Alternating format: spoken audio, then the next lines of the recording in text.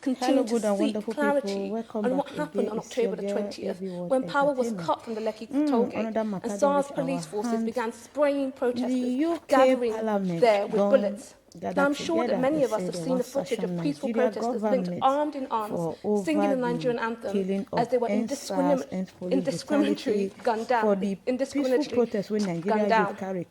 And now is the time to hold officials to account for their crimes against humanity that they have embarked on. So I call for impartial human investigation into these human rights violations and to begin a process to secure justice for victims and their families. May you enjoy your video. Bye, as we try to make sense of the incidents, we must ask uncomfortable questions of ourselves. I'm referring to the fact that British officials trained SARS police squad from 2016 up until this year, 2020, and they also trained the Nigerian army. Now, I have to ask, what did this training actually entail? Could it have prevented escalation of this kind? Now, standing here as a proud British Nigerian, I implore the Minister and colleagues across the House to pursue answers to these questions and do what it can to facilitate Nigerians' fight for freedom. Thank you.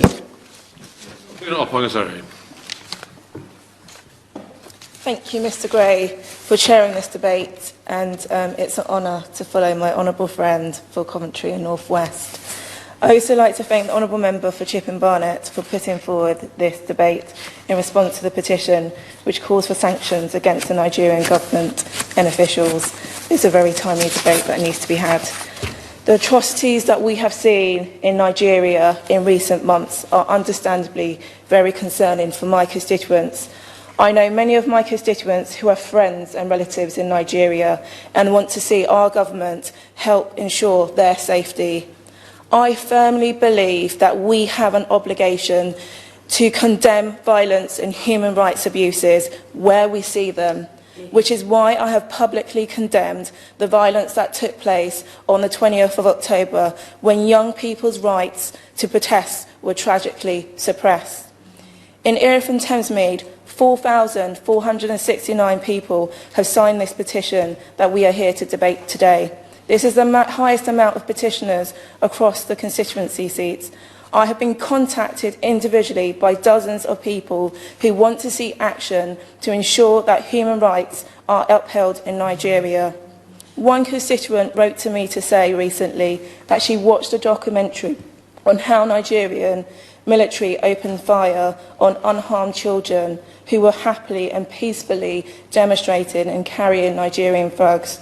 Many were killed mercilessly.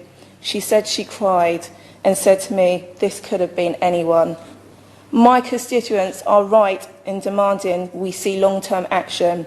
A statement of condemnation, like my colleagues have mentioned just now, is not enough. As a country which subscribes to international human rights law, we must be quicker to act to support those who are having their rights infringed upon them around the world. Accountability is the cornerstone of democracy, and I was pleased to see the Minister of Africa write to me to confirm that the UK government will continue to work with the Nigerian government and international and civil society partners in support of police reform.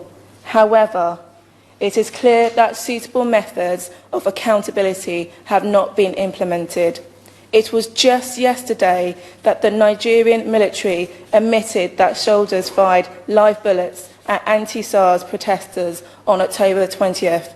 However, there is still no confirmation about the number of young protesters who have tragically lost their lives. According to Nigerian officials, 2 young people were killed in the shooting, but reports by Amnesty claim there are 10 lives that were lost. How can this be considered appropriate accountability if we cannot even reach a consensus on the amount of lives taken at Likki Toll Plaza in Lagos in October? I do not believe placing economic countrywide sanctions in Nigeria will help address these ongoing issues of police and military violence.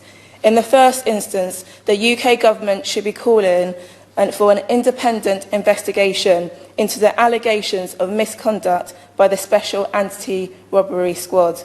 Organisations like Amnesty International and Human Rights Watch, who have been following the abuses that have taken place in Nigeria for years, should be consulted in their evidence and collated alongside an independent investigation to form a judicial review. Furthermore, the investigation should look at wider issues of violence and human rights abuses by military and police across Nigeria. Mr Gray, the UK government should regard the findings of an independent investigation with the utmost seriousness and take action to implement sanctions across individuals identified as being responsible to the atrocities that have taken place.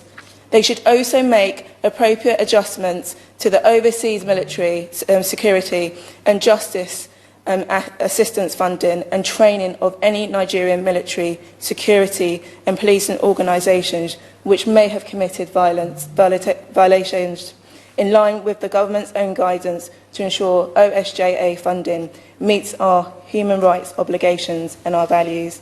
Mr Gray, this issue does not begin and end at Likki Toll Plaza on October the 20th.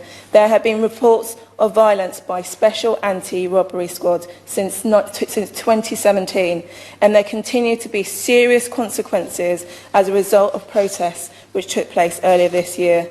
Young people have reported intimidation by the Nigerian government following protests, and as mentioned by a number of my colleagues, there have been reports of bank accounts frozen, social media banned, and people being detained in prison for their involvement in speaking out against police violence. These actions are unacceptable in democracy and claims of accountability for its wrongdoings. No action can replace the lives that have already been lost, but that does not mean that we cannot take action. I hope at the end of this debate we will get a commitment from the Minister that the UK will follow up their actions to hold officials in Nigeria responsible. Mr Gray, I finally want to take this opportunity to raise the case of Nigerian DJ and songwriter DJ Switch, who has had her life threatened for her role in speaking out against military and police violence. The prominence of young Nigerian females at the forefront of NSAR's protests has highlighted the need for more action to taken to end violence against women and girls in Nigeria. Will the government take this opportunity to ensure that these actions in upholding human rights around the world extend to protecting women and girls against violence? Thank you, Mr Gray. Alan Smith. Thank you, Mr Gray. It's a pleasure to serve under your chairmanship and a pleasure also to take part in such a cross-party consensual discussion, and glad to hear some excellent contributions from honourable and right honourable members across the House this evening about events in Nigeria. I'd also add my warm congratulations to the right honourable member for Chipping Barnett on bringing this forward and the drafters of this petition. I'd above all else, though, commend the NSARS movement, which I think has done so much to shine a bright light on the corruption and oppressive practices of the regime in Lagos. And I've read the government's response to the petition carefully, and I have some concerns. Nigeria is not a far-off place of which we know nothing. The UK has clear links to this issue and clear links to Nigeria, both historically and going forward. We have influence, and we could use a lot more of it. Now, we do know that the UK did fund, did supply equipment, did train police and paramilitary forces, which we now know have been involved in abuses. At the very least, surely, we need an urgent review of the UK's involvement in those programmes, and I'd be glad of an undertaking from the Minister this evening that such a review is underway. On the Magnitsky sanctions which have been called for, I quote directly from the government's response to the petition: "This sanctions regime will give the UK a powerful new tool to hold to account those involved in serious human rights violations or abuses." I've yet to hear any member of this House speak against the Magnitsky regime. We all support it. But it's only a tool if it's used. Now, I appreciate that speculation is unhelpful, but we do need some announcements, surely. I'm glad that the Minister for Africa, in his discussion with the Governor of Lagos on the 11th of November, called for an investigation into the specific instances we've heard of. Could we have an update on how that investigation is going, and an undertaking that there will be consequences to the findings of that investigation, and if it's been insufficient, that there should be an independent review? More generally, we need to look more in the round at whether the UK's actions help or hinder the aims of the NSAR's protests. Between 2015 and 2020, the UK licensed arms exports and riot control equipment to the tune of £43 million. So, at the very least, we should, pending a review of our actions and effect of the UK's foreign policy and trade policy within Nigeria, surely suspend arms exports to the country. Mr Gray, the NSAR's regime, the NSAR's movement, could be a new Arab Spring for Nigeria. Given all the demographic, economic forces in play, all that enthusiasm is there. We must learn from history and not let the NSAR's movement down the way we did the Arab Spring. For that would be a tragedy, and that would bring culpability upon us even more than we have. It's not just enough to express solidarity while aiding and abetting and arming and funding the oppressors. And the UK has a case to answer here. We need to look back into the consequences of our action and make sure that we do all we can to ensure accountability on the ground. I do look forward to the Minister's comments this evening. Stephen Doherty.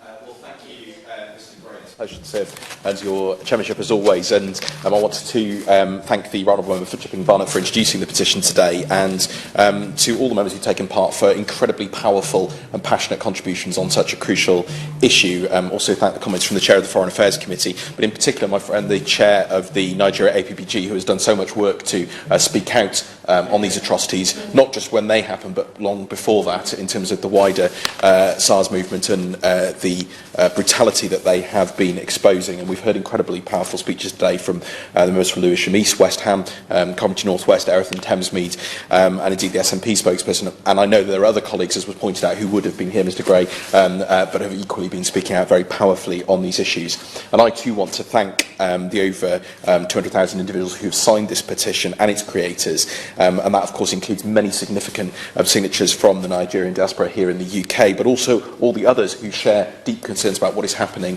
in Nigeria and when it comes to wider human rights abuses around this world. This is not a country, Mr Gray, that will turn a blind eye when such atrocities are happening. And the scenes we have witnessed and the reports that have come out of Nigeria of the response by the police and the army against protesters involved in the NSARS movement have shocked us all. And of course we've heard from many of the contributions today of the events of the 20th of October, when a group of NSARS protesters were fired upon, it appears, by members of the Nigerian army at the Likki tollgate plaza, after the CCTV was taken off and after the lights were turned off. And of course the tragic deaths and injuries that resulted as a result of that action. And I spoke, Mr Gray, to those who had been around in the vicinity of these incidents, who have seen and witnessed firsthand the brutality meted out by SARS and by those attempting to defend them. And I can tell you they were shocking testimonies, Mr Gray, and I know that many of us have witnessed the video footage and pictures of the events, absolutely horrific. Now, despite the Nigerian army having denied it for over a month, it has been finally forced to admit at the judicial panel inquiry that soldiers were deployed to the tollgate protests with both blank and live ammunition. And as many honourable members have pointed out, we still see some of those protesters still in detention today, and many others having financial restrictions and other actions taken against them. And I would be interested to know what assessment the Minister has made of the situation today with those who were involved in those protests. But of course, as many have explained today, this massacre and the other atrocities that we've seen are only part of the picture. They are part of a picture of brutality over a number of years, extraordinary brutality and violations by the Special Anti-Robbery Squad, otherwise known as SARS. And the report from Amnesty International documented 82 cases of human rights violations between January 2017 and May 2020, including various methods of torture against detainees such as hanging, mock execution, beating, punching and kicking, burning with cigarettes, waterboarding, near asphyxiation with plastic bags, forcing victims into stressful bodily positions, and sexual violence and rape. It is a shocking shocking record of behaviour. And yet few of these cases have been investigated, and hardly any officers have been brought to justice on credible accounts of torture and other ill treatment. The authorities have promised investigations, but they often have simply not occurred. And the federal government of Nigeria has repeatedly promised to reform SARS, but has failed to do so. And of course, the protests we've seen recently originate not only in that record of brutality, but in other documented incidents across the country, in Delta State, in Øver State, and in recent days I've received reports of extrajudicial killings by, allegedly, the Nigerian army in Øyer, too, in Rivers. What assessment has the Minister made of those most recent reports? This is still carrying on after those shocking events that we have seen just a few weeks ago. Mr. Chair, the violent repression of protesters in Nigeria is unacceptable and has garnered, rightly, international condemnation. President-elect Biden has called on the Nigerian government to end the violent crackdown. The UN Secretary-General has said that Nigerians' right to protest peacefully needs to be guaranteed and that police brutality needs to stop.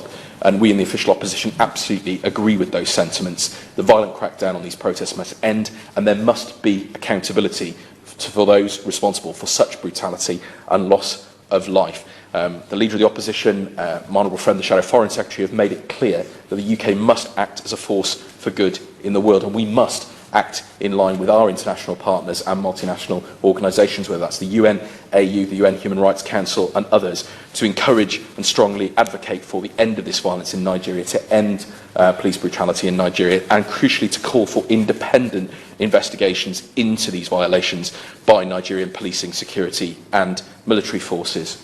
Obviously, it would always be better if we had confidence in the systems of investigation within a country, within Nigeria, but the ongoing failures and the ongoing record of the government in dealing with SARS, I think, underpins why so many do not have faith in that process, and that is why independent investigations will be so crucial. Now, this petition specifically refers to sanctions, and Mr Gray, we in the official opposition welcomed the Foreign Secretary's establishment of a Magnitsky-style sanctions regime, which we had been calling for since 2018, to allow for targeted sanctions based on attacks on human rights and to enable us to target the wider network of perpetrators, including all of those who facilitate, incite, promote or support such crimes. And that, of course, extends beyond state officials to non-state actors as well. And the Foreign Secretary told us at the time in the House that these would be used to target, and I quote, those with blood on their hands.